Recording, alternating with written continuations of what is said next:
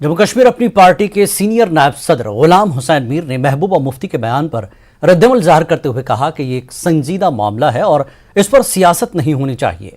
उन्होंने कहा कि कश्मीर में अक़लियतों की टारगेट किलिंग काफ़ी अफसोसनाक है। फौज के खिलाफ दिए गए फारूक अब्दुल्ला के बयान पर हसन मीर ने कहा कि फारूक अब्दुल्ला अपने बयान बदलते रहते हैं। महबूबा जी ने क्या कहा, कौन क्या कहे, किसने चिट्ठियाँ लिखी, government has to look into it. चिट्ठियों को सीरियस नहीं लेते, इसको कुछ इस पर टिटपटी नहीं करते, लेकिन पिछले दिनों में जिस तरीके से माइनॉरिटी कम्युनिटी के जो पंडित बरादरी के यहाँ पर पोस्टेड थे, जिस तरह से उनकी किलिंग्स हुई हैं, इस पे सियासत नहीं करनी है, बल्कि ये सोचना है अगर वो यहाँ सर्विस अंजाम दे रहे हैं वो कैसे प्रोटेक्ट हों, उनको वो टारगेट न बने। इसी तरह जो बाहर के मजदूर यहाँ काम कर रहे हैं उनकी टारगेट किलिंग्स भी हो गई।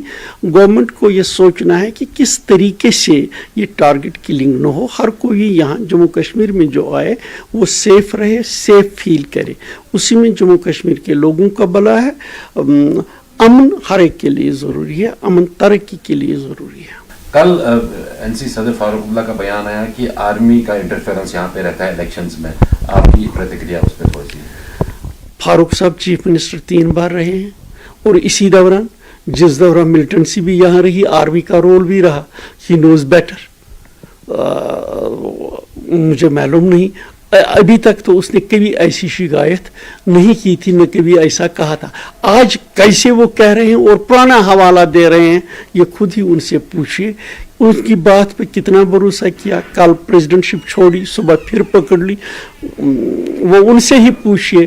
कल को मुझे पूरी उम्मीद है वो कहेंगे कि आर्मी ही यहाँ बेहतरीन रोल कर रही है इलेक्शन मेंटेन कराने में, लॉ एंड ऑर्डर को कायम रखने में।